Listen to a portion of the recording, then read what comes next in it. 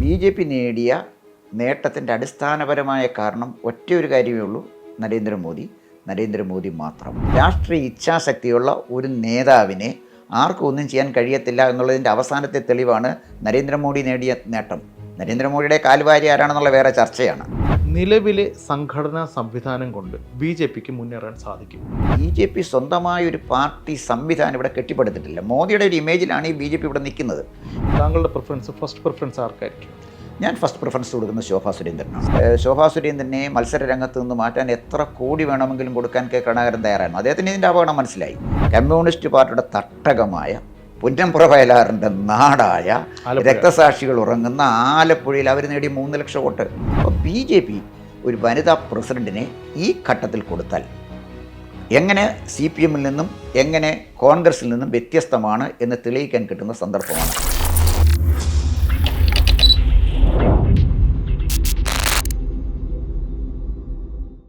നമസ്കാരം.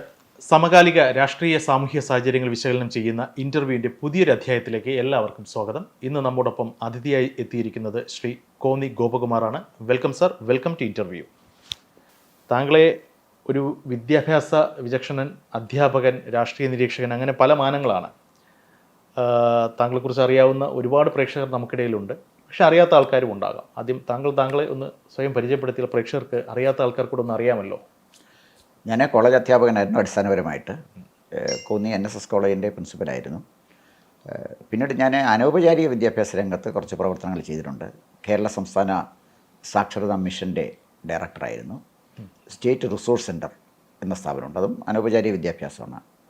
SRCയുടെ ഡയറക്ടറായിരുന്നു. പിന്നീട് കുറച്ച് കാലം കോളേജിൽ നിന്ന് റിട്ടയർ ചെയ്തതിന് ശേഷം ധനമന്ത്രിയായിരുന്ന K. മാണി സാറിൻ്റെ അഡീഷണൽ പ്രൈവറ്റ് സെക്രട്ടറി ആയിട്ട് ഞാൻ ജോലി ചെയ്തിട്ടുണ്ട്. അതായത് ഉമ്മൻചാണ്ടി സർക്കാരിൻ്റെ അവസാന കാലഘട്ടം, അതായത് 2011-16 കാലഘട്ടത്തിൽ മാണി സാറിനോടൊപ്പം ഉണ്ടായിരുന്നു. യെസ്. ഓക്കെ. ഇപ്പോൾ റിട്ടയർമെൻറ്റിന് ശേഷം മാണി സാറിൻ്റെ കാലം കഴിഞ്ഞു, സർക്കാരിൻ്റെ കാലം കഴിഞ്ഞു. ഇപ്പോൾ എന്താ ശരിക്കും പ്രവർത്തന മേഖല? ഇപ്പോൾ പ്രത്യേകിച്ച് പ്രവർത്തന മേഖലകളൊന്നുമില്ല. പക്ഷേ രാഷ്ട്രീയത്തിൽ എന്താ പറയുക, ദീർഘനാളത്തെ ഒരു പ്രവൃത്തി പരിചയമുള്ള ഒരു ആളാണ്. അപ്പോൾ അതുകൊണ്ട് തന്നെ രാഷ്ട്രീയം എപ്പോഴും സാറിനോടൊപ്പം തന്നെ ഉണ്ട്. തീർച്ചയായിട്ടും. ഞാൻ 20 വർഷം കമ്മ്യൂണിസ്റ്റ് പാർട്ടി ഓഫ് ഇന്ത്യ മാർക്സിസ്റ്റിൽ പ്രവർത്തിച്ച ആളാണ്. കോന്നി ലോക്കൽ കമ്മിറ്റി മെമ്പറായിരുന്നു. പത്തനംതിട്ട ജില്ലാ കർഷക സംഘത്തിൻ്റെ ട്രഷററായിരുന്നു. പിന്നെ പാർട്ടിയുടെ തന്നെ 1, 2, 3 സഹകരണ സംഘങ്ങളിലെ ഡയറക്ട് ബോർഡിലുണ്ടായിരുന്നു. അങ്ങനെ സജീവമായിട്ട് പ്രവർത്തിച്ചിരുന്ന ഒരാളാണ് ഞാൻ. അപ്പോൾ അങ്ങനെ എന്താ പറയുക, കേരള രാഷ്ട്രീയത്തിൻ്റെ ഓരോ ചലനങ്ങളും കഴിഞ്ഞ നാളുകളിൽ കുറേയധികം നാളുകളായി, പതിറ്റാണ്ടുകളായി ഫോളോ ചെയ്യുന്ന ഒരാൾ കൂടിയാണ്. അപ്പോൾ നമുക്കിപ്പോൾ സമകാലിക രാഷ്ട്രീയ സാഹചര്യത്തിലോട്ട് വന്നു കഴിഞ്ഞ് ഇപ്പം രാജ്യം ഒരു തെരഞ്ഞെടുപ്പ് നേരിട്ട് കഴിഞ്ഞിരിക്കുകയാണ്. അത് കഴിഞ്ഞ് നരേന്ദ്രമോദി 3.0 എന്ന് വിശേഷിപ്പിക്കുന്ന 3ാം നരേന്ദ്രമോദി സർക്കാർ അധികാരത്തിലെത്തിയിരിക്കുകയാണ്. ദേശീയ തലത്തിൽ നരേന്ദ്രമോദി ജയിച്ചു എന്നുണ്ടെങ്കിലും ഒരു ചെറിയൊരു പ്രഭാവത്തിന് ലേശം ഒരു മങ്ങലുണ്ട്. പക്ഷേ അതേസമയം കേരളത്തിലേക്ക് വന്നു കഴിഞ്ഞാൽ ഈ BJPയുടെ നേട്ടം പാർട്ടിക്കാരെ സംബന്ധിച്ചിടത്തോളം അഭിമാനാർഹമായ ഒരു നേട്ടമാണ്. അതായത് അവർ പ്രതീക്ഷിച്ചതിലും ഉപരി എന്തൊക്കെയോ നേട്ടങ്ങൾ കിട്ടിയതായിട്ടുള്ള ഒരു തോന്നൽ, അല്ലെങ്കിൽ ഒരു പ്രതീതി ഇന്ന് സമൂഹത്തിൽ നിലനിൽക്കുന്നുണ്ട്. ശരിക്കും ഈ കഴിഞ്ഞ തെരഞ്ഞെടുപ്പിൽ കേരളത്തിലെ BJPയുടെ ഒരു പ്രകടനത്തെ അങ്ങ് എങ്ങനെ വിലയിരുത്തും? അനീഷ് പറഞ്ഞ പോലെ മോദിയുടെ പ്രഭാവം മങ്ങലേറ്റു എന്ന് പറയുമ്പോൾ, മോദിയുടെ പ്രഭാവം മങ്ങലേറ്റത് UP-യിലും രാജസ്ഥാനിലെ ചില ഭാഗങ്ങളിലും മഹാരാഷ്ട്രയിലും മാത്രമാണ്. അപ്പോൾ മോദിയുടെ പ്രഭാവം മങ്ങലേറ്റിരുന്നുവെങ്കിൽ അത് ആസേതു, ഹിമാചലം എല്ലായിടത്തും മങ്ങലേൽക്കണമായിരുന്നു. അത് സംഭവിച്ചില്ല. വെസ്റ്റ് ബംഗാളിൽ അവർക്ക് നിലവിലുള്ള സാഹചര്യം നിലനിർത്താനായില്ല എന്നുള്ളൊരു വിഷയം കൂടെയുണ്ട്. 18 സീറ്റ് ഉണ്ടായിരുന്നത് 12 സീറ്റിലേക്ക് കുറഞ്ഞെങ്കിലും വോട്ടിംഗ് ശതമാനത്തിൽ വലിയ വ്യത്യാസമില്ല. അപ്പോൾ അതുകൊണ്ട് ആ ഒരു വ്യത്യാസം വന്നിട്ടില്ല. അതേസമയം തെലുങ്കാനയിലെ, ആന്ധ്രാപ്രദേശിലെ, കർണാടകത്തിലെ, തമിഴ്നാട്ടിൽ 2ാം സ്ഥാനത്ത് വന്നു. പല മണ്ഡലങ്ങളിലും വോട്ടിംഗ് ശതമാനം കൂടി ഒറ്റയ്ക്ക് മത്സരിച്ച്. ഇപ്പോൾ കേരളത്തിൽ ഒറ്റയ്ക്കാണ് മത്സരിച്ചത്, ഫലത്തിൽ ഒറ്റയ്ക്കാണ് മത്സരിക്കുന്നത്.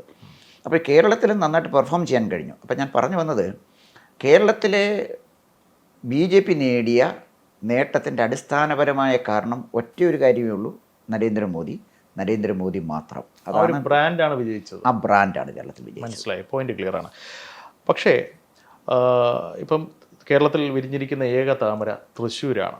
സുരേഷ് ഗോപിയുടെ വിജയത്തെക്കുറിച്ച് നമ്മൾ പല ആൾക്കാരോടും ചോദിക്കുമ്പോൾ പല വിധത്തിലുള്ള ഒപ്പീനിയനാണ്. ചിലർ സമ്മിശ്രമായ ഒപ്പീനിയൻ പറയുന്നു. അതായത് ചിലർ പറയുന്നു അത് സുരേഷ് ഗോപി എന്ന വ്യക്തിയാണ് അവിടെ ജയിച്ചത്. ചിലർ പറയുന്നു അത് BJPയുടെയും അല്ലെങ്കിൽ സംഘപരിവാർ ശക്തികളുടെയും ഒരു കൂട്ടായ പ്രയത്നത്തിൻ്റെ ഫലമാണ് എന്ന് ചിലർ പറയുന്നു. ചിലർ പറയുന്നു ആ ഒരു ഓളത്തിൽ അങ്ങ് ജയിച്ചു അത്രയൊക്കെ ഉള്ളൂ. അല്ലെങ്കിൽ അവിടെ പ്രാദേശികമായി നിലനിന്നിരുന്ന ചില വിഷയങ്ങൾ, ഇപ്പോൾ കരുവന്നൂർ സഹകരണ സംഘം തട്ടിപ്പ്, അത്തരം വിഷയങ്ങളിലൊക്കെ സുരേഷ് ഗോപി നടത്തിയ ചില ഇടപെടലുകൾ അതൊക്കെയാണെന്ന് ചിലർ പറഞ്ഞു. ചിലർ പറയുന്നത് ഇതെല്ലാം കൂടെ ചേർന്നിട്ടുള്ളൊരു സംയുക്ത ഫലമാണെന്നൊക്കെ പറയുന്നു. അങ്ങേക്ക് എന്ത് തോന്നുന്നു? സുരേഷ് ഗോപിയുടെ ജയം ഈ പറയുന്ന നരേന്ദ്രമോദി എഫക്റ്റ് ആണോ അതോ ഈ പറഞ്ഞ മറ്റെന്തെങ്കിലും ഫാക്ടേഴ്സ് ആണോ? സുരേഷ് ഗോപിയുടെ വിജയത്തിൽ നരേന്ദ്രമോദിക്ക് വലിയ എഫക്റ്റ് ഉണ്ട്. കാരണം 3 പ്രാവശ്യം അദ്ദേഹം തൃശ്ശൂർ വന്നു. ഈവൻ സുരേഷ് ഗോപിയുടെ മകളുടെ കല്യാണത്തിന് പോലും വന്നപ്പോൾ കല്യാണം നടത്തി കൊടുത്ത കാരണവരായിരുന്നു. അപ്പം നരേന്ദ്രമോദിയുടെ ഒരു സപ്പോർട്ട് അല്ലെങ്കിൽ ഒരു പിന്തുണ ശക്തമായുള്ള ഒരാളാണ് സുരേഷ് ഗോപി എന്ന് ആളുകളെ ബോധ്യപ്പെടുത്താൻ കഴിഞ്ഞു. പിന്നെ സുരേഷ് ഗോപി ഒരു സുപ്രഭാതത്തിൽ തൃശ്ശൂർ വന്ന ആളല്ല. അദ്ദേഹം ഇവിടെ നിയമസഭയിൽ മത്സരിച്ചു, പിന്നെ ലോക്സഭയിൽ മത്സരിച്ചു. അപ്പോൾ സുരേഷ് ഗോപിയെ സംബന്ധിച്ചിടത്തോളം അദ്ദേഹം തൃശ്ശൂർകാർക്ക് സുപരിചിതനാണ്. തൃശ്ശൂർകാർക്ക് സുപരിചിതനായ സുരേഷ് ഗോപിയെ BJP ഒറ്റക്കെട്ടായിട്ട് പിന്തുണച്ചപ്പോൾ വിജയം അനായാസമായി. അതുകൊണ്ട് ഏതെങ്കിലും ഒരു ഘടകം മാത്രമാണ് ജയിപ്പിച്ചതെന്ന് നമുക്ക് പറയാൻ പറ്റില്ല. അപ്പോൾ സുരേഷ് ഗോപിയുടെ വിജയത്തിന് അങ്ങനെ പല കാരണങ്ങളുണ്ട്. ഇതിനപ്പുറത്തേക്ക് ഇപ്പോൾ നമ്മൾ മറ്റ് പല മണ്ഡലങ്ങൾ പ്രതീക്ഷിച്ചു, അതായത് BJPക്ക് യാതൊരു വേരോട്ടവും ഇല്ലാത്ത, അല്ലെങ്കിൽ സമീപഭാവിയിൽ ഒന്നും BJP കൈക്കലാക്കും എന്ന് ചിന്തിക്കാൻ പോലും സാധിക്കാത്ത ചില മണ്ഡലങ്ങളിൽ അതിശക്തമായ മുന്നേറ്റമാണ് നടത്തുന്നത്. ഇപ്പോൾ ഫോർ എക്സാമ്പിൾ ആറ്റിങ്ങൽ, അതുപോലെ ആലപ്പുഴ, ഇവിടങ്ങളിലൊക്കെ BJPയുടെ ഒരു തോൽവിയാണ് എന്നുണ്ടെങ്കിലും അത് വിജയത്തിന് തുല്യമായ തോൽവിയാണ്. എന്താണ് അവിടുത്തെ ഒരു മാജിക്? അവിടെ എന്താ വർക്ക് ചെയ്തത്? അതിൽ ഏറ്റവും പ്രധാനപ്പെട്ട ഒരു തെരഞ്ഞെടുപ്പ് മുന്നേറ്റം ഞാൻ കാണുന്നത് ആലപ്പുഴയാണ്. അതിന് കാരണം പുന്നപ്പുറ വയലാറിൻ്റെ നാടാണ് ആലപ്പുഴ. VS അച്യുതാനന്ദനും അതുപോലെ തന്നെ KR ഗൗരിയമ്മ അവരെയൊക്കെ പാർട്ടിക്ക് സംഭാവന ചെയ്ത P കൃഷ്ണപിള്ള മരിച്ചു വീണ നാടാണ് ആലപ്പുഴ. അപ്പോൾ ആലപ്പുഴയ്ക്ക് വലിയ പ്രാധാന്യമുണ്ട് അവിടെ. ആ ആലപ്പുഴയിൽ 3 ലക്ഷത്തോട് അടുത്തോട്ട്, വളരെ ചെറിയ 100-500 വോട്ടിൻ്റെ വ്യത്യാസമേ ഉള്ളൂ, 2,99,629 സംതിങ് സംഖ്യയാണ്. എന്നാൽ 3 ലക്ഷത്തോട് അടുത്തോട്ട് ശോഭാ സുരേന്ദ്രനെ പിടിക്കാൻ കഴിഞ്ഞു എന്ന് പറഞ്ഞാൽ അത് ഏറ്റവും വലിയ മുന്നേറ്റം നടന്നത് ആലപ്പുഴയാണെന്നുള്ള കാര്യം തർക്കമൊന്നുമില്ല. ആലപ്പുഴയിൽ ഇപ്പോൾ ശോഭാ സുരേന്ദ്രനെ കുറിച്ച് പറയുകയാണെങ്കിൽ അവരൊരു ക്രൗഡ് പുള്ളറാണ്, ഒരു മികച്ചൊരു കാൻഡിഡേറ്റാണ്. BJPക്ക് എവിടെ കൊണ്ടിട്ടാലും വേര് പിടിക്കുന്ന ഒരു സ്ഥാനാർത്ഥിയാണ്. ശോഭാ സുരേന്ദ്രൻ്റെ ഒരു വ്യക്തിപ്രഭാവമാണ് അവിടുത്തെ മുന്നേറ്റത്തിന് കാരണം എന്ന് ചില വിലയിരുത്തലുകൾ വരുന്നുണ്ട്. അതേസമയം മറ്റു ചില ഇടതുപക്ഷത്തോടുള്ള വിയോജിപ്പുകൾ, അല്ലെങ്കിൽ പാർട്ടി സംഘടനാ സംവിധാനത്തിനകത്ത് നിൽക്കുന്നവരുടെ അതൃപ്തി, അങ്ങനെ ചില ഫാക്ടേഴ്സും വിലയിരുത്തപ്പെടുന്നുണ്ട്. ഈ 2 കാര്യങ്ങളിൽ അങ്ങയുടെ ഒരു കാഴ്ചപ്പാട് എന്താണ്? അതിനകത്ത് നമ്മൾ മനസ്സിലാക്കേണ്ട ഒരു കാര്യം, ശോഭാ സുരേന്ദ്രന് ആറ്റിങ്ങൽ 2019 മത്സരിച്ചപ്പോൾ അവർക്ക് 2.5 ലക്ഷം വോട്ട് അവിടെ കിട്ടി. അപ്പോൾ 2.5 ലക്ഷം വോട്ട് നിന്നും പിന്നെ മുരളീധരൻ മുന്നോട്ട് പോയാൽ മതി. അദ്ദേഹം 3 ലക്ഷത്തിനപ്പുറം എത്തിച്ചു. മുരളീധരൻ നേടിയ കൂടുതലായ വോട്ടെന്ന് പറയുന്നത് 63,000 വോട്ടാണ് നേടിയത്. അവിടെ നമ്മൾ ഈ ആറ്റിങ്ങൽ ശ്രദ്ധിക്കേണ്ട ഒരു കോൺസ്റ്റിറ്റ്യുവൻസിയാണ്.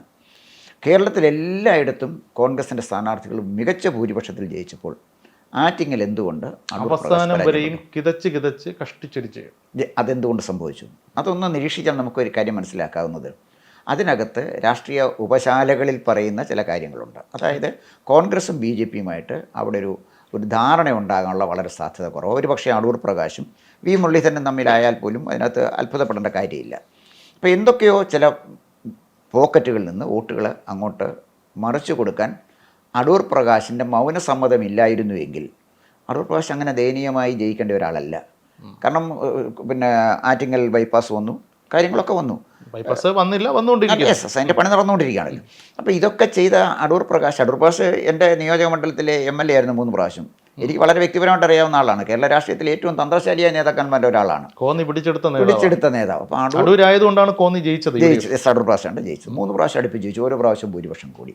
അപ്പോൾ അടൂർ പ്രകാശ് ആറ്റിങ്ങൽ ജയിക്കണമെന്ന് അടൂർ പ്രകാശ് ആഗ്രഹിച്ചിരുന്നില്ല എന്നുള്ളതാണ് വാസ്തവം. എന്നിട്ടും അത് ക്ലിയറാണ്. കാരണം തെരഞ്ഞെടുപ്പ് പ്രചാരണത്തിലുടനീളം UDF ബഹുദൂരം പിന്നിലായിരുന്നു. ഒരു ഘട്ടത്തിൽ അവരെ മുന്നേറാൻ ശ്രമിച്ചതായി കണ്ടില്ല, പ്രകടമായിരുന്നില്ല. താങ്കൾ പറഞ്ഞ ക്ലിയർ ആയിരുന്നു. അപ്പോൾ അതിൻ്റെ അർത്ഥം എന്താണെന്ന് വെച്ചാൽ അടൂർ പ്രകാശ് തോക്കുകയാണെങ്കിൽ അല്ലെങ്കിൽ തോറ്റു കൊടുത്താൽ അതിൻ്റെ ബെനിഫിറ്റ് മുരളീധരൻ ഉണ്ടാകണം എന്നൊരു അണ്ടർസ്റ്റാൻഡിങ് ഉണ്ടായിരിക്കാൻ സാധ്യത വളരെ കൂടുതലാണ്. പക്ഷേ എന്നിട്ടും അവിടെ ശ്രദ്ധിക്കേണ്ട ഒരു കാര്യം, മുരളീധരൻ 5 കൊല്ലം കേന്ദ്രമന്ത്രിയായിരുന്നു. ഈ തെരഞ്ഞെടുപ്പിന് മുമ്പ് ആറ്റിങ്ങൽ തന്നെ അദ്ദേഹം ഒരു വലിയ വായ്പാമേളം നടത്തി. നിർമ്മല സീതാരാമൻ അവിടെ ഇത്രയൊക്കെ ചെയ്തപ്പോൾ 5 കൊല്ലം കേന്ദ്രമന്ത്രിയായിരുന്ന ഒരാൾക്ക് എതിർ സ്ഥാനാർത്ഥി ഔദാര്യം കാണിച്ചിട്ടും ആറ്റിങ്ങൽ ജയിച്ചു വരാൻ കഴിയാതിരുന്നത് എന്തുകൊണ്ടാണ് എന്നാണ് BJPയിലെ ബുദ്ധിജീവികൾ പരിശോധിക്കേണ്ടത്. പക്ഷേ അതേസമയം ഒരു കാര്യം മനസ്സിലാക്കേണ്ടത്, എതിർ സ്ഥാനാർത്ഥി എന്ന് പറയുന്നത് വി ജോയെ പോലെ കരുത്തനായ ഒരു നേതാവാണ്. അദ്ദേഹം CPM ജില്ലാ സെക്രട്ടറിയാണ്. പാർട്ടിയുടെ എല്ലാ ഫ്രാക്ഷനുകളിലും മൃഗീയമായ സ്വാധീനം ആൾകൊണ്ടും അർത്ഥം കൊണ്ടും അദ്ദേഹം വളരെ മുന്നിൽ നിൽക്കുന്ന സ്ഥാനാർത്ഥിയാണ്, കരുത്തനാണ്. അദ്ദേഹത്തെ പോലെ ഒരു നേതാവിനെ ഇപ്പോൾ ആറ്റിങ്ങൽ, ഞാൻ മനസ്സിലാക്കുന്നത് ആറ്റിങ്ങൽ പാർലമെൻറ്റ് കോൺസ്റ്റിറ്റ്യുവൻസിയിൽ വർക്കല നിയോജക മണ്ഡലത്തിൽ മാത്രമാണ് അദ്ദേഹത്തിന് സ്കോർ ചെയ്യാൻ സാധിച്ചത്. ബാക്കി എല്ലായിടത്തും UDF ആണ് അഡ്വാൻസ് ചെയ്തത്. ഒപ്പത്തിനൊപ്പം പലയിടങ്ങളിലും ഇവർക്ക് എത്താനും സാധിച്ചിട്ടുണ്ട്. അപ്പോൾ അവിടുത്തെ എന്താ പറയുക, ജോയെ പോലെയുള്ള ഒരു കരുത്തനായ ഒരു സ്ഥാനാർത്ഥിയെ തോൽപ്പിക്കുക എന്ന് പറയുന്നത് അത്ര എളുപ്പമുള്ള ഒരു കാര്യമല്ല. മുരളീധരൻ അവിടെ അദ്ദേഹത്തിൻ്റെ കഴിവിൻ്റെ പരമാവധി എന്താ പറയുക ശ്രമിച്ചില്ല എന്ന് നമുക്ക് പറയാൻ സാധിക്കുമോ?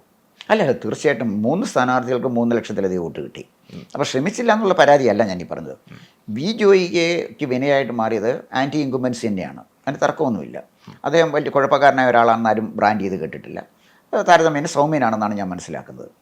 പക്ഷേ ഞാൻ പറഞ്ഞു വന്നത്, അവിടെ ഇപ്പോൾ ഉദാഹരണത്തിന് പിന്നെ ആലപ്പുഴയിലേക്ക് പോകും. KC വേണുഗോപാൽ അല്ലായിരുന്നു ആലപ്പുഴയെങ്കിൽ തീർച്ചയായിട്ടും പിന്നെ ശോഭാ സുരേന്ദ്രൻ ജയിക്കുമായിരുന്നു. ശോഭാ സുരേന്ദ്രൻ ഫൈറ്റ് ചെയ്തത് 2 പേരുമായിട്ടാണ്. ഒരു ഭാഗത്ത് sitting MLA, sitting MP Arif, അതുപോലെ തന്നെ KC വേണുഗോപാൽ, ഇന്ത്യയിലെ കോൺഗ്രസ് നേതാക്കന്മാരിൽ ഒരാൾ. ഇവർ 2 പേരുമായി ഫൈറ്റ് ചെയ്താണ് അവർ 3 ലക്ഷം അടുത്ത് വോട്ട് പിടിച്ചത്. അപ്പോൾ ഞാൻ പറഞ്ഞ ഈ 2 ഫൈറ്റ് തമ്മിലുള്ള വ്യത്യാസം, ഒരിടത്തൊരു മുൻ കേന്ദ്രമന്ത്രി മത്സരിക്കുമ്പോൾ അദ്ദേഹം 3 ലക്ഷം വോട്ട് പിടിച്ചു. വോട്ടിംഗ് ശതമാനം, അല്ലെങ്കിൽ വോട്ടിങ്ങിൻ്റെ എണ്ണം 63,000 ആക്കി മാറ്റാൻ കഴിഞ്ഞു. അപ്പോഴും അദ്ദേഹത്തിന് സൗജന്യം കിട്ടി. ആലപ്പുഴ ഒരു സൗജന്യം ശോഭയ്ക്ക് കിട്ടിയില്ലല്ലോ. 2 പടത്തും ശക്തമായ അക്രമത്തെ നേരിട്ടുകൊണ്ടല്ലേ അവർ ഈ 3 ലക്ഷം.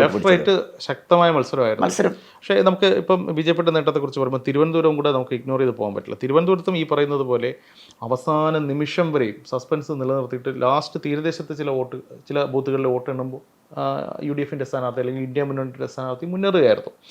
ശരിക്കും തിരുവനന്തപുരത്തൊരു പരാജയം എന്ന് ഞാൻ പറയുന്നില്ല, അത് ഓൾമോസ്റ്റ് ജയത്തിനൊത്തൊരു പരാജയം തന്നെയാണ് BJP അവിടെ ഏറ്റുവാങ്ങിയത്. അതിനെ എങ്ങനെ കാണുന്നു? അതിനകത്ത് 2014 O രാജഗോപാലോട് മത്സരിച്ചു. അന്നും ശശി തരൂർ നേടിയത് നാമമാത്രമായ ഭൂരിപക്ഷം മാത്രമായിരുന്നു. അപ്പോൾ അന്ന് പല ആളുകളും പറഞ്ഞു, അദ്ദേഹത്തെ തന്നെ എതിരായിട്ട് നിന്ന ഒരു CPI സ്ഥാനാർത്ഥി ഒരു ഡോക്ടർ ഉണ്ടായിരുന്നു, doctor Benet Abraham. Paid seat വിവാദമൊക്കെ നടന്ന ആൾ. അപ്പം അദ്ദേഹം ജയിക്കുമോ എന്ന് ഭയന്ന് പല ആളുകളും ശശി തരൂർ നോട്ട് ചെയ്തു.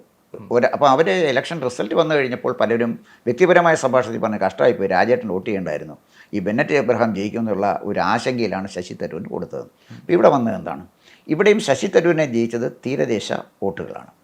അതോടൊപ്പം തന്നെ വേറൊരു കാര്യം നമ്മൾ ശ്രദ്ധിക്കേണ്ടത്, കാട്ടാക്കട, നേമം, തിരുവനന്തപുരം, വട്ടിയൂർക്കാവ്, ഈ കോൺസ്റ്റിറ്റ്യുവൻസിയിലൊക്കെ വോട്ടിംഗ് പെർസെൻറ്റേജ് കൂട്ടിയിരുന്നുവെങ്കിൽ, അതായത് BJP മിഷണറി ശക്തമായി പ്രവർത്തിച്ചിരുന്നുവെങ്കിൽ ഡെഫിനറ്റായിട്ട് രാജീവ് ചന്ദ്രശേഖരൻ ഇവിടെയല്ല വരുന്നത്, കട്ടക്കട ആറ്റിങ്ങലിലെ വരുന്നതാണ്. സോറി, കട്ടക്കട ഓക്കെ, ഓൾമോസ്റ്റ് അത് വി മുരളീധരൻ്റെ ഇതിൽ പോകേണ്ടതാണ്. ബാക്കി മണ്ഡലങ്ങളുടെ കാര്യം അവർ ജയിച്ചു വരേണ്ടതാണ്.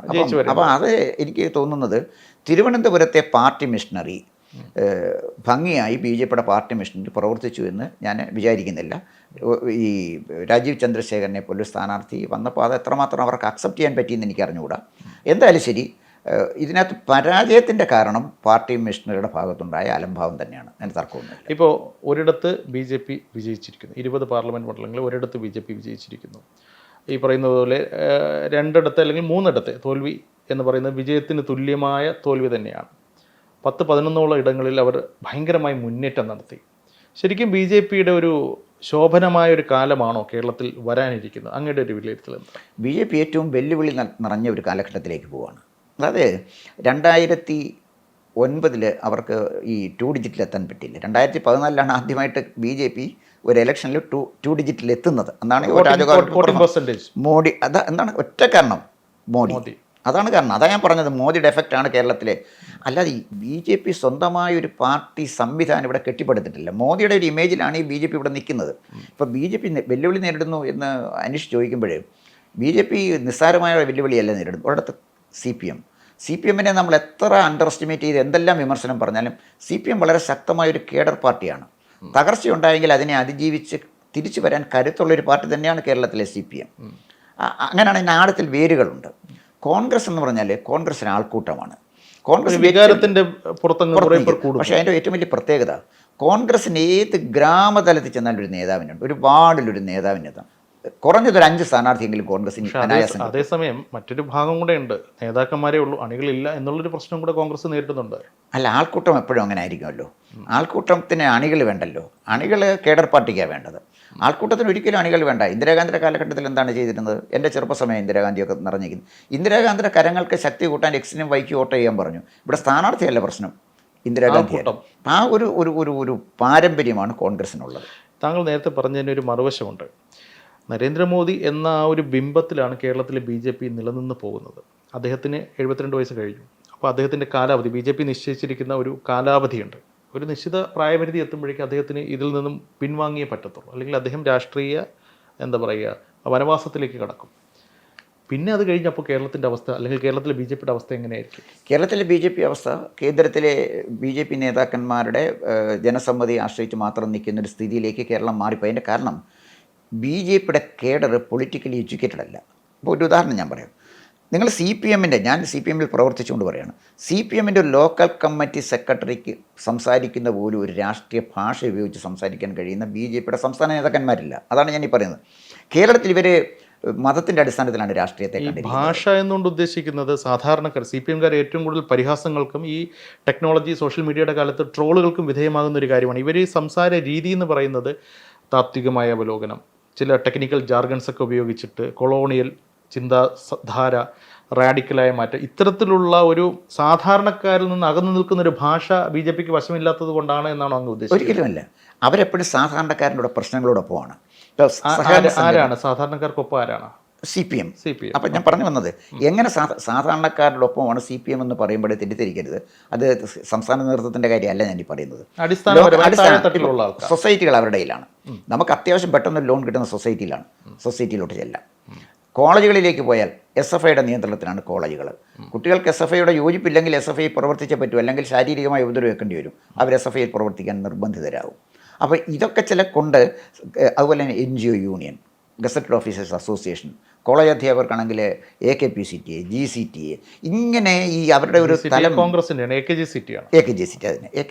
അപ്പോൾ ഇത്തരം സംഘടനകൾ എല്ലാ തലങ്ങളിലുമുള്ള ജനങ്ങളെ ചേർത്ത് നിർത്തി കൊണ്ടുപോകാൻ അവർ കഴിയുന്നുണ്ട്. അതാണ് ഒരു കാര്യം ഞാൻ പറഞ്ഞത്. ജനങ്ങളിലേക്ക് ഇറങ്ങി ചെല്ലാൻ അവർ കഴിയുന്നുണ്ട്. അപ്പോൾ BJPയുടെ പ്രോബ്ലം എവിടെയാണെന്ന് ചോദിച്ചാൽ, BJP ഈ വിഷയങ്ങളെ സമീപിക്കുന്നത് മതത്തിൻ്റെ അടിസ്ഥാനത്തിലാണ്. കേരളത്തിലെ ജനങ്ങളുടെ രാഷ്ട്രീയത്തിന് മതത്തിൻ്റെ ഭാഷ ഉപയോഗിച്ചാൽ അവരെടുക്കില്ല. അവരോട് രാഷ്ട്രീയം സംസാരിക്കണമെങ്കിൽ രാഷ്ട്രീയത്തിൻ്റെ ഭാഷ ഉപയോഗിക്കണം. കോൺഗ്രസിന് ഇവിടെ വീഴ്ച പറ്റി, കോൺഗ്രസിൽ ഞങ്ങൾ എത്രമാത്രം വ്യത്യസ്തരാണ്, CPMൽ ഞങ്ങൾ എത്രമാത്രം വ്യത്യസ്തരാണ്, ഞങ്ങൾ അധികാരത്തിൽ വന്നാൽ എന്താ ചെയ്യാൻ പോകുന്നത്. ഒരു ഉദാഹരണം ഞാൻ പറയാം. 10 കൊല്ലം നരേന്ദ്രമോദി ഇവിടെ ഭരിച്ചു. ജൻധൻ യോജന, കർഷക പെൻഷൻ, പെൺകുട്ടികൾക്കുള്ള സ്കീംസ്, എന്തെല്ലാം സ്കീമുകൾ ഇവിടെ കൊണ്ടുവന്നു. ഈ സ്കീമുകളുമായിട്ട് അതിൻ്റെ ഗുണഭോക്താക്കളുടെ അടുത്ത് ചെല്ലാൻ BJP കേഡറിന് കഴിഞ്ഞിരുന്നുവെങ്കിൽ വലിയ മാറ്റം ഉണ്ടാക്കാൻ കഴിയുമായിരുന്നു. അവരൊന്നും ചെയ്യുന്നില്ല. ജനങ്ങളിലേക്ക് ഇറങ്ങി ചെല്ലില്ല അവർ. അത് അവരുടെ അങ്ങനെ ഒരു പൊളിറ്റിക്കൽ കൾച്ചറാണ് കാലാകാലങ്ങളിലായി BJP ഇവിടെ വളർത്തിയെടുത്തത്. അവർക്കെങ്ങനെ ഈ ഒരു പിന്നെ CPMനെയും കോൺഗ്രസിനെയും ശക്തമായിട്ട് എതിർക്കാൻ കഴിയും? ഇപ്പോൾ താങ്കൾ പറഞ്ഞ ഈ ഒരു പോയിന്റ് ഉണ്ട്. BJP ജനങ്ങളിലേക്ക് ഇറങ്ങി ചെല്ലുന്നില്ല, അല്ലെങ്കിൽ ജനകീയ വിഷയങ്ങളിൽ ഇടപെടുന്നത് മതത്തിൻ്റെ അടിസ്ഥാനത്തിലാണെന്ന് പറയുന്നു. അതിനൊരു മറുവശം നമ്മൾ ചിന്തിച്ചു കഴിഞ്ഞാൽ, ഇപ്പോൾ 90കളുടെ അവസാനത്തിലോ 2000കളുടെ തുടക്കത്തിലോ ഒന്നും BJP കേരള പൊളിറ്റിക്സിൽ ഒന്നുമേ അല്ല. അന്ന് BJP എന്ന് പറയുന്ന ഒരു ഓൾട്ടർനേറ്റ്, ഒന്നുകിൽ LDF അല്ലെങ്കിൽ UDF, 2 ചോയ്സ്. ഇതിനപ്പുറത്തേക്ക് ഒരു മൂന്നാമതൊരു ഓപ്ഷനെ കുറിച്ച് ജനങ്ങൾക്ക് ചിന്തിക്കേണ്ട സാഹചര്യം ഇല്ലായിരുന്നു ആ കാലഘട്ടത്തിൽ. അന്നാണ് O രാജഗോപാലും MS കുമാറും ഒക്കെ തിരുവനന്തപുരത്തൊക്കെ, അല്ലെങ്കിൽ നാമമാത്രമായ ചില മണ്ഡലങ്ങളിൽ മാത്രം BJP മത്സരിച്ച് പോന്നിരുന്ന ആ ഒരു കാലഘട്ടത്തിൽ അവർ പറഞ്ഞിരുന്നത് വികസനമാണ്. അന്നവർ രാഷ്ട്രീയം പറഞ്ഞു.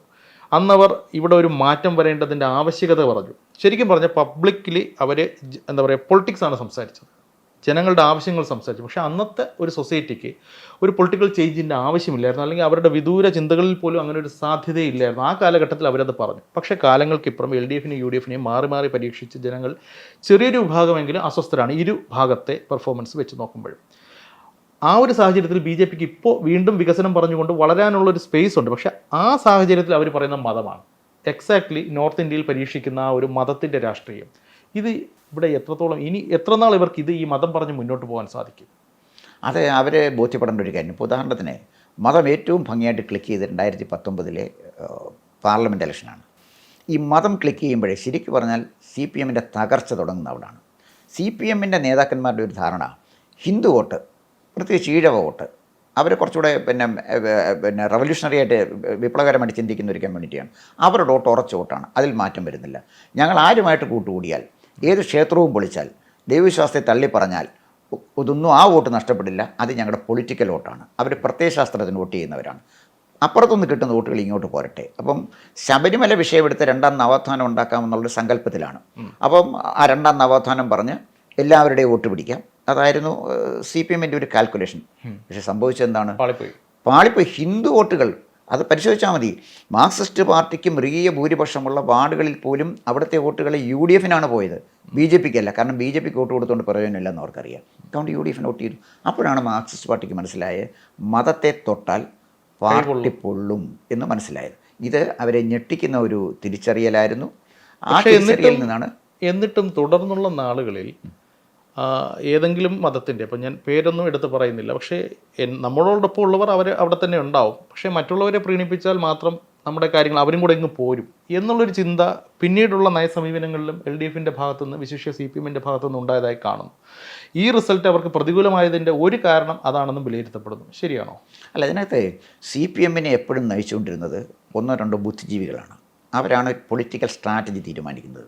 അതിലിപ്പോൾ ഉദാഹരണത്തിന് EMS ജില്ലാ കൗൺസിൽ ഇലക്ഷൻ കേരളത്തിൽ നടന്നൊരു കാലഘട്ടം ഓർമ്മയുണ്ടല്ലോ. ആ ജില്ലാ കൗൺസിൽ ഇലക്ഷന് CPM-നെ അല്ലെങ്കിൽ ഇടതുപക്ഷത്തെ ജയിപ്പിച്ച സദ്ദാം ഹുസൈനാണ്. EMS ചോദിക്കുകയാണ്, ഞങ്ങൾ സദ്ദാം ഹുസൈൻ്റെ കൂടാണ്, കോൺഗ്രസ് ആരുടെ കൂടെ? സദ്ദാം ഹുസൈനോട് എന്തോ കാര്യം? അപ്പോഴത്തേക്ക് സകല മാധ്യമങ്ങളും ചർച്ച ചെയ്യുന്നു. അപ്പോൾ ഇത് കഴിഞ്ഞപ്പോഴത്തേക്ക് ഹിന്ദു വോട്ടും, സദ്ദാം ഹുസൈനോട് പിന്നെ അനുഭാവമുള്ള ഹിന്ദു വോട്ടും ഒപ്പം മുസ്ലിം വോട്ടും ഒന്നിച്ചെന്ന് 14 സ്ഥലത്തും 13 ജില്ലകളും അവർ പിടിച്ചു, CPM പിടിച്ചു. ഇനി രണ്ടാമത്തെ കാര്യം, 1987 ഒരു വെളിപാട് പോലെ EMS പറയുകയാണ്, ഈ ശരിയത്തൊന്നും ശരിയല്ല. എന്നാൽ 87 തന്നെ അദ്ദേഹം പറഞ്ഞു, ഈ ബാബറി മസ്ജിദ് പൊളിച്ചു മാറ്റി പ്രശ്നം പരിഹരിക്കണമെന്ന് പറഞ്ഞാണ്. ഈ ശരിയത്തൊന്നും പ്രശ്നമല്ല, ഇതെടുത്ത് കളയേണ്ടതാണ്. അപ്പം പ്രതിപക്ഷ ലീഗ് ഘടകകക്ഷിയായിട്ടിരിക്കുകയാണ്. അപ്പോൾ അവർ പ്രയോജനപ്പെടുത്തി. അപ്പോൾ അവരവസാനം പോയി കഴിഞ്ഞപ്പോഴെന്താണ് നമ്പൂരിപ്പണം? LDF ശുദ്ധമായിരിക്കുന്നു, ഞങ്ങളുടെ കൂടെ ഒരു വർഗീയ കക്ഷിയില്ല, വർഗീയതയില്ലാത്തൊരു മതേതര മുന്നണിയാണ് ഞങ്ങളത്, ഞങ്ങൾക്ക് വോട്ട് ചെയ്യാൻ പറഞ്ഞു. 87 നയനാർ അധികാരത്തിൽ വന്നു. ഇതിനാണ് പൊളിറ്റിക്കൽ സ്ട്രാറ്റജി എന്ന് പറയുന്നത്. സ്ട്രാറ്റജിസ്റ്റുകളില്ല, ഇല്ല. അവിടെ ആരാ ബുദ്ധിജീവി? മാർക്സിസ്റ്റ് പാർട്ടിയുടെ ബുദ്ധിജീവിയുടെ പേര് പറയും? ഇല്ല.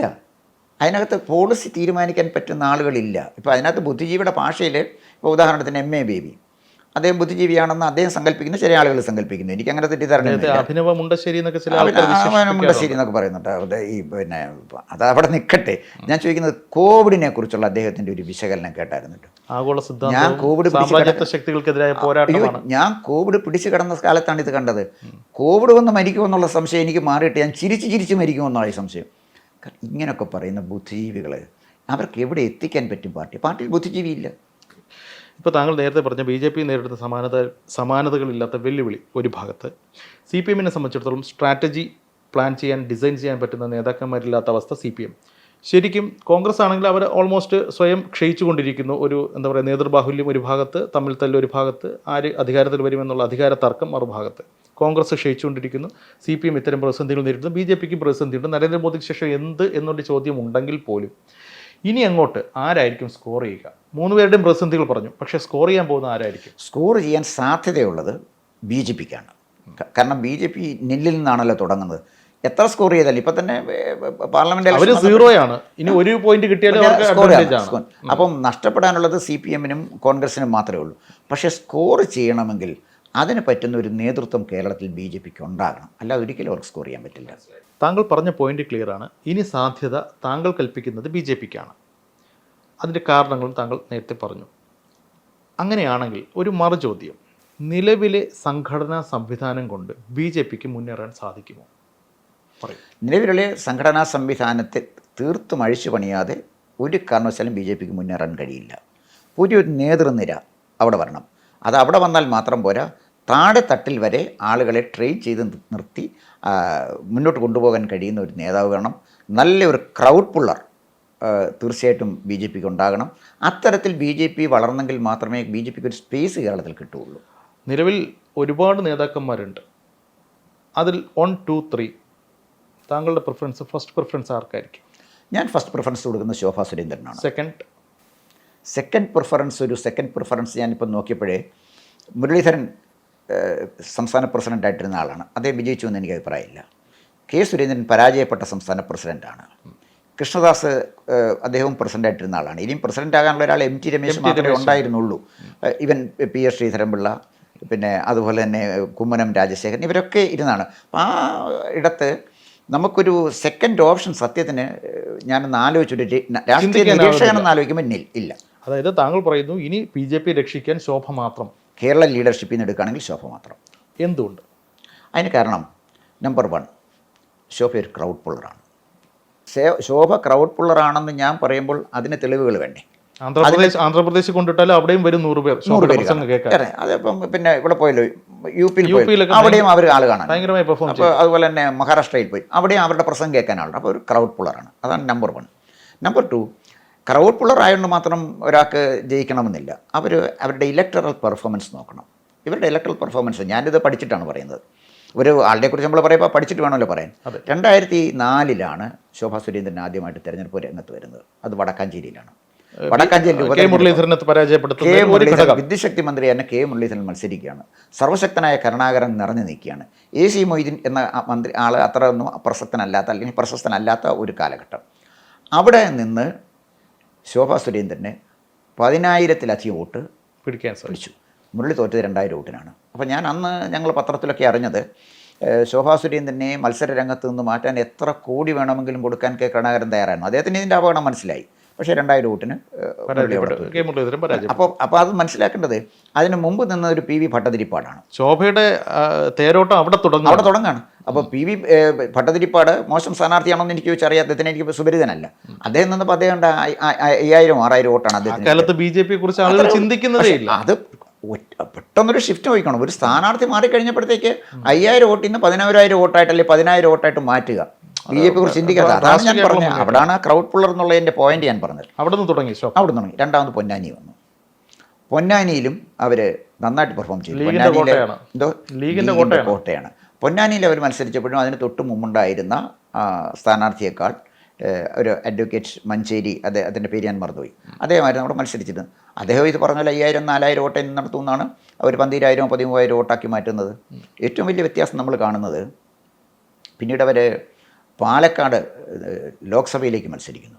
ലോക്സഭയിൽ പാലക്കാട് ശോഭാ സുരേന്ദ്രൻ മത്സരിക്കുന്നത് 2014 2009 ഇതേ പാലക്കാട് ലോക്സഭ കോൺസ്റ്റിറ്റ്യുവൻസി മത്സരിച്ച് CK പത്മനാഭനാണ്. അദ്ദേഹത്തിന് 68,000 വോട്ടാണ് കിട്ടിയത്. 68,000 സംതിങ്, 68,000 എന്ന് ഞാൻ പറയുമ്പോൾ ശോഭാ സുരേന്ദ്രൻ മത്സരിച്ചപ്പോൾ അവരത് 1,36,000-ലധികമാക്കി. Almost double. കൊച്ചുകാരാണ്. CK പത്മനാഭൻ മലബാറിൽ അറിയപ്പെടുന്ന നേതാവാണ്. നല്ല ശക്തനായ നേതാവ് തന്നെയാണ്. നല്ല ഒറേറ്ററാണ്. ഒരു പ്രസൻറ്റബിൾ ലീഡറാണ്. പക്ഷേ അദ്ദേഹം നേടിയും ശോഭാ സുരേന്ദ്രൻ നേടിയ വോട്ടുകൊണ്ട് നോക്കുക. 2 പിന്നീട് ശോഭ വരുന്നത് 2019 ആറ്റിങ്ങലാണ്. ആറ്റിങ്ങൽ ശോഭാ സുരേന്ദ്രൻ വരുമ്പോൾ അതിനു മുമ്പ് അവസാനമാണ് തീരുമാനം. 2009 അവിടെ മത്സരിച്ചൊരു ഗിരിജാകുമാരിയാണ്. ഗിരിജാകുമാരിക്ക് 90,000 സംതിങ് വോട്ടാണ് കിട്ടിയത്. അവിടെ നിന്നാണ് 2019 2.5 ലക്ഷം വോട്ടിലേക്ക് അവരത് കൊണ്ടുപോയത്. ഇതിലൊക്കെ ഞാൻ പ്രാധാന്യം കൊടുക്കുന്നത് കമ്മ്യൂണിസ്റ്റ് പാർട്ടിയുടെ തട്ടകമായ പുന്നംപുറ വയലാറിൻ്റെ നാടായ രക്തസാക്ഷികൾ ഉറങ്ങുന്ന ആലപ്പുഴയിൽ അവർ നേടിയ 3 ലക്ഷം വോട്ട്. അപ്പുറം അതൊരു ക്രൗഡ് പുള്ളർ. ഇലക്ടറൽ രംഗത്ത് അല്ലെങ്കിൽ ഇലക്ഷൻ്റെ രംഗത്ത് ജനങ്ങളുടെ വോട്ട് വാങ്ങിക്കാൻ കഴിയുന്ന ഏക നേതാവ് ശോഭാ സുരേന്ദ്രനാണെന്ന് ഞാൻ പറയുമ്പം തെറ്റിദ്ധരിക്കരുത്. ഞാനത് പഠിച്ചിട്ട് പറയാണ്. അതൊരു യാഥാർത്ഥ്യമാണ്. കണ്ണടച്ചിട്ട് കാര്യമില്ല. ജനങ്ങളുടെ പിന്തുണ അവർക്കാണ്. ജനങ്ങളുടെ പിന്തുണ എന്ന് പറയുമ്പോഴേ അതിനകത്ത് വലിയ പ്രത്യേകത, നമ്മുടെ വോട്ടർമാരിൽ ഭൂരിപക്ഷം സ്ത്രീകളാണ്. സ്ത്രീ വോട്ടർമാരുടെ ഒരു വലിയ വികാരമാണ് ശോഭാ സുരേന്ദ്രൻ. അപ്പോൾ ഇന്ന് വരെ BJP മെയിൽ ഡോമിനേറ്റഡ് പാർട്ടീസാണ് എല്ലാം കേരളത്തിലെ, ഒരുപക്ഷെ ഇന്ത്യയിലെയും. ഇന്ന് വരെ ഒരു KPCC പ്രസിഡന്റ് വനിത വന്നിട്ടില്ല. മാർക്സിസ്റ്റ് പാർട്ടിക്ക് KR ഗൗരിയമ്മയും സുശീല ഗോപാലിനും ഒക്കെ ഉണ്ടായിട്ട് പോലും ഒരു വനിതാ പാർട്ടി സെക്രട്ടറി വന്നില്ല. അപ്പോൾ BJP ഒരു വനിതാ പ്രസിഡന്റിനെ ഈ ഘട്ടത്തിൽ കൊടുത്താൽ എങ്ങനെ CPM-ൽ നിന്നും എങ്ങനെ കോൺഗ്രസിൽ നിന്നും വ്യത്യസ്തമാണ് എന്ന് തെളിയിക്കാൻ കിട്ടുന്ന സന്ദർഭമാണ്. അതാണ് ശോഭാ. അതായത് സ്ത്രീകൾ ബ്ലോക്കായിട്ട് പോരും ശോഭയ്ക്കൊപ്പം, അല്ലെങ്കിൽ ശോഭയെ ഒരു ലീഡറായിട്ട് സ്ത്രീകൾ അക്സെപ്റ്റ് ചെയ്യും, ഒരു ഐക്കണായിട്ട് മാറും. തന്നെ ഉണ്ട്, അത് കുറച്ചുകൂടെ എൻഹാൻസ് ചെയ്യും തീർച്ചയായിട്ടും. പിന്നെ വരാൻ പോകുന്ന ഇപ്പോൾ വലിയൊരു വെല്ലുവിളി നേടാൻ പോകുന്നത് 2025 ലോക്കൽ ബോഡി ഇലക്ഷനാണ്. ഈ ലോക്കൽ ബോഡി ഇലക്ഷനിൽ 3 സ്ത്രീകൾക്ക് സംവരണം ചെയ്തിരിക്കുകയാണ്. അപ്പം നല്ലൊരു സ്ത്രീ വന്ന് നല്ല സ്ത്രീ സ്ഥാനാർത്ഥികളെ കണ്ടെത്തി നന്നായിട്ട് പെർഫോം ചെയ്യാൻ കഴിഞ്ഞാൽ സംശയിക്കേണ്ട കാര്യമൊന്നുമില്ല. അതിനുമുമ്പ് ഒരു വർഷം കൊണ്ട് അവർ ശരിക്കൊന്നും ബിൽഡ് ചെയ്ത് വന്നാൽ, പാർട്ടി ഒന്ന് സജ്ജമാക്കി വന്നാൽ ഈ ലോക്കൽ ബോഡി ഇലക്ഷൻ അവർക്ക് നന്നായിട്ട് പെർഫോം ചെയ്യാൻ അതിന് പറ്റുന്നത് ശോഭാ സുരേന്ദ്രനാണ്. കാരണം സ്ത്രീകളുടെ ഇടയിൽ അവർ സുസമ്മതയാണ്. പുരുഷന്മാർക്കും അവരോട് അഭിപ്രായ വ്യത്യാസമില്ല. ഇതിലെല്ലാം ഒരു മറ്റൊരു വ്യത്യാസവും കൂടുണ്ട്, മറ്റൊരു കാര്യം കൊണ്ടുണ്ട്. ഈ BJPയുടെ ബേസ് വോട്ടെന്ന് പറഞ്ഞാൽ ഹിന്ദു വോട്ടാണ്. ഇതിനകത്ത് ഈ ഹിന്ദു കമ്മ്യൂണിറ്റി തന്നെ നായർ ഈഴവ വോട്ടുകൾ ഒരുപോലെ സമാഹരിക്കാൻ കഴിയുന്ന ഒരു നേതാവിനെയാണ് ആവശ്യം. അതൊരുപോലെ സമാഹരിക്കാൻ കഴിയുന്ന BJPയിലെ ഏക നേതാവ് ശോഭാ സുരേന്ദ്രനാണ്. താങ്കൾ പറഞ്ഞ പോയിന്റ് ക്ലിയർ ആണ്. താങ്കൾ പറയുന്ന ആ വസ്തുതകൾ അംഗീകരിക്കുമ്പോഴും അതിനൊരു മറുവശം ഞാൻ ചോദിക്കുകയാണ്, അല്ലെങ്കിൽ ചിന്തിക്കുകയാണ്.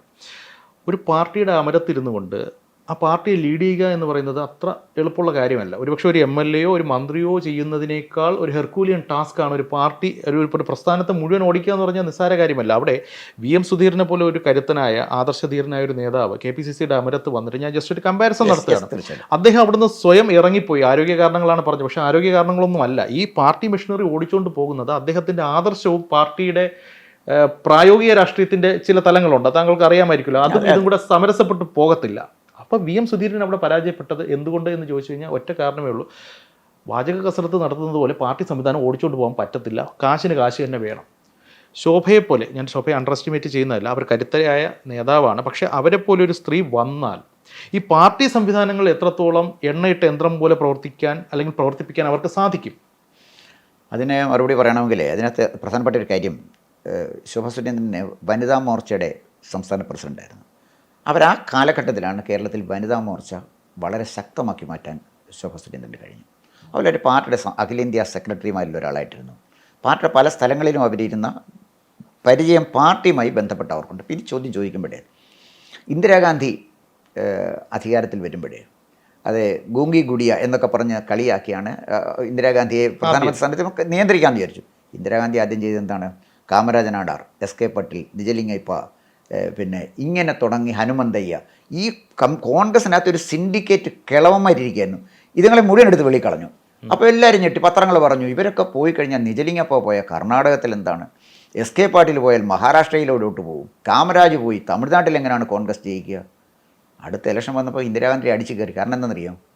ഇവരെ എല്ലാം എടുത്ത് മാറ്റിയതാണ് കാരണം. ഇപ്പം ഞാൻ പറഞ്ഞത് ഇച്ഛാശക്തിയുള്ളൊരു നേതാവ്, രാഷ്ട്രീയ ഇച്ഛാശക്തിയുള്ള നേതാവാണ് ശോഭാ സുരേന്ദ്രൻ. ഇനി അത് അവർ തെളിയിക്കപ്പെടേണ്ട കാര്യം എനിക്കറിയില്ല. തീർച്ചയായിട്ടും. അപ്പോൾ അതാണെങ്കിൽ വളരെ കൃത്യമായിട്ട് ജനകീയ അടിത്തറയുള്ള രാഷ്ട്രീയ ഇച്ഛാശക്തിയുള്ള ഒരു നേതാവിനെ ആർക്കും ഒന്നും ചെയ്യാൻ കഴിയത്തില്ല എന്നുള്ളതിൻ്റെ അവസാനത്തെ തെളിവാണ് നരേന്ദ്രമോദി നേടിയ നേട്ടം. നരേന്ദ്രമോദിയുടെ കാൽവാരി ആരാണെന്നുള്ള വേറെ ചർച്ചയാണ്. ആ ചർച്ചയിൽ ഞാനതാ പറഞ്ഞത്, UPയിലെ ചില ഭാഗത്തും അതുപോലെ തന്നെ രാജസ്ഥാനിലും അല്ലെങ്കിൽ മഹാരാഷ്ട്രയിലെ ചില ഭാഗത്തും മാത്രമായിട്ട് മോഡി അൺപോപ്പുലർ ഒന്നും ആയതല്ല. അപ്പോൾ രാഷ്ട്രീയ ഇച്ഛാശക്തിയുള്ളൊരു നേതാവിനെ ഒഴിച്ചു നിർത്താൻ ആര് വിചാരിച്ചാലും കഴിയില്ല എന്നുള്ളതാണ്. അതായത് എന്തൊക്കെ പ്രതിബന്ധങ്ങളുണ്ടെങ്കിലും അവർക്ക് ഈ മെഷീനറി നന്നായിട്ട് ഓടിച്ചുകൊണ്ട് പോകാൻ സാധിക്കും എന്ന് താങ്കൾ സാധിക്കും എനിക്കറിയില്ല, അതെനിക്കറിയില്ല. അവർക്ക് സാധിച്ചാൽ, ശോഭാ സുരേന്ദ്രന് സാധിച്ചാൽ തീർച്ചയായിട്ടും കേരളത്തിലെ BJPക്ക് വലിയ മുന്നേറ്റം കേരളത്തിലുണ്ടാക്കാൻ കഴിയും. അതിനനുകൂലമായ രാഷ്ട്രീയ സാഹചര്യം കേരളത്തിലുണ്ട്. സംഗതിയെല്ലാം കൊള്ളാം, അംഗീകരിക്കുന്നു. വസ്തുതകളുടെ അടിസ്ഥാനത്തിൽ താങ്കൾ പറഞ്ഞ കാര്യങ്ങളോട് യോജിക്കുന്നു. കേൾക്കാനെല്ലാം രസമുണ്ട്. പക്ഷേ എത്രത്തോളം പ്രായോഗികമാണ് എന്നുള്ളൊരു വിഷയമുണ്ട്. Let us see. അത് നമുക്ക് പറയാനുള്ളത്. ശോഭാ സുരേന്ദ്രൻ പ്രസിഡൻ്റ് ആയാലും എന്ത് സംഭവിക്കുന്നു വെച്ചാൽ എനിക്ക് പറയാനായില്ല. ഇത്രയൊക്കെ അനുകൂലമായ ഘടകങ്ങൾ, ഇതൊക്കെയാണ് ശോഭാ സുരേന്ദ്രൻ്റെ സ്ട്രെങ്ത് എന്ന് ഞാൻ പറഞ്ഞത്. അവരുടെ വീക്ക്നെസ് എന്താണ് എന്നുള്ളത് ഇനിയും അധികാരത്തിൽ വന്ന് ഇരിക്കുമ്പോഴല്ലേ നമുക്കറിയാൻ പറ്റും. വീക്ക്നെസ്സിനെ കുറിച്ച് പറയുമ്പോൾ വേറൊരു കാര്യം എൻ്റെ മനസ്സിൽ ഓർമ്മ വരികയാണ്. നമ്മൾ ഈ ഞണ്ടിൻ്റെ കഥകൾ പറയും. ഒരു പാത്രത്തിനകത്ത് കുറച്ച് വെള്ളം ഒഴിച്ചിട്ട് കുറേ ഞണ്ടുകൾ ഇട്ടേക്കുന്നു. ഈ ഞണ്ടിന് ഇവിടുന്ന് രക്ഷപ്പെടണമെന്ന് ആഗ്രഹമുണ്ട്. ഒരു ഞണ്ട് കയറാൻ ശ്രമിക്കുമ്പോൾ അടുത്ത ഞണ്ട് അതിനെ പിടിച്ച് താഴെയിടും. എന്നിട്ട് അവൻ കയറാൻ ശ്രമിക്കുമ്പോൾ അതേ മെക്കാനിസത്തോടു കൂടി അവനെ മറ്റൊരാൾ താഴെയിടും. ഇത് ശരിക്കും BJPയുടെ ഇപ്പോഴത്തെ അവസ്ഥ ഇതല്ലേ? തീർച്ചയായിട്ടും ആ ഒരു സംസ്കാരം BJPയിൽ നിന്ന് മാറാനും അതിനെ നിസ്സാരമായിട്ട് ഈ BJPയെ നിയന്ത്രിക്കാൻ കഴിയുന്ന കാര്യമുള്ളൂ. കാരണം എന്തറിയും, ഇവിടുത്തെ നേതാക്കന്മാർക്ക് ആർക്കും കാര്യമായ സ്വാധീനം ജനങ്ങളിലില്ല. ഏത് നേതാവിനെ മാറ്റിയാലും ആരും ദുഃഖിക്കാൻ പോകുന്നില്ല. BJPയിലെ ഏത് നേതാവിനെ മാറ്റിയാലും ഒരാളും ദുഃഖിക്കും. അവിടെ ഒരു വിഷയമുണ്ട്. താങ്കൾ നേരത്തെ പറഞ്ഞ നരേന്ദ്രമോദിയുടെ യുഗം അവസാനിക്കാൻ പോകുന്നു. നരേന്ദ്രമോദിക്ക് ശേഷം ഒരു ബിംബം വേണം BJPക്ക് ഉയർത്തിക്കാട്ടാൻ, ജനങ്ങളെ സ്വാധീനിക്കാൻ, അല്ലെങ്കിൽ ജനങ്ങളിലേക്ക് ഇറങ്ങിച്ചെല്ലാൻ ഒരു ബിംബം വേണം. അങ്ങനെ ഒരു ബിംബം ഇനി ആര് ഉയർന്നു വരും എന്നുള്ളത് BJPക്ക് തീർച്ചയായിട്ടും ഉത്തരവുണ്ടാവും. അവർ ഇനി വരുന്ന ഒരു 5 6 അവരുടെ പ്രധാനമന്ത്രിമാരുടെ ലിസ്റ്റൊക്കെ അവരുടെ കൈവശം ഓൾറെഡി ഉണ്ടാവും. പക്ഷേ അവർക്കൊക്കെ നരേന്ദ്രമോദിയെ റീപ്ലേസ് ചെയ്യാൻ സാധിക്കുമോ, അല്ലെങ്കിൽ ആ കരിസ്മയിലോട്ട് ഉയരാൻ സാധിക്കുമോ എന്നുള്ളത് കാലം കാത്തിരുന്ന് നമുക്ക് കാണേണ്ട വിഷയമാണ്. പക്ഷേ അങ്ങനെ ഒരു പ്രതിസന്ധി ദേശീയ തലത്തിൽ നിൽക്കുമ്പോൾ സംസ്ഥാനത്ത് ഇനിയെങ്കിലും ഒരു മാറ്റം ഉണ്ടായേ പറ്റൂ. അത് ശോഭയിലൂടെയാണ് താങ്കൾ കുറച്ച് വിശ്വസിക്കുന്നു. അല്ല, മറ്റൊരു നേതാവിനെ പെട്ടെന്ന് താങ്കൾക്ക് പറയാൻ പറ്റുമോ? ഇതിനേക്കാൾ നല്ലൊരു നേതാവിൻ്റെ പേര് പറയാൻ പറ്റും? നിലവിലെ സാഹചര്യത്തിൽ എനിക്ക് വ്യക്തിപരമായി ശോഭാ സുരേന്ദ്രൻ അല്ലാതെ മറ്റൊരു പേര് എൻ്റെ മനസ്സിൽ വരുന്നില്ല. അല്ല, ഞാനൊരു അഡ്വക്കസി അല്ല ഇത്. ഞാൻ പറഞ്ഞത് ശോഭാ സുരേന്ദ്രനെ പോലെ ഞാൻ പലരുമായിട്ട് സംസാരിച്ചിട്ടുണ്ട്. ശോഭാ സുരേന്ദ്രനെ അനുകൂലിക്കുന്നവരും പ്രതികൂലിക്കുന്നവരുമായിട്ട് സംസാരിച്ചിട്ടുണ്ട്. ഞാൻ പറഞ്ഞു ഓക്കെ, ശോഭ മാറി നിൽക്കട്ടെ, നിങ്ങളൊരു നേതാവിൻ്റെ പേര് പറയുക അപ്പുറത്തേക്ക്. കെ സുരേന്ദ്രൻ ഓൾറെഡി 2 ടേം കഴിഞ്ഞു, അദ്ദേഹത്തെ എക്സ്റ്റെൻഡ് ചെയ്ത് വെച്ചിരിക്കുകയാണ്. ഇപ്പോൾ ഒരുപക്ഷെ ദേശീയ തലത്തിൽ ഒരു നേതൃമാറ്റം വരുന്ന സാഹചര്യത്തിൽ ഇവിടെയും മാറും.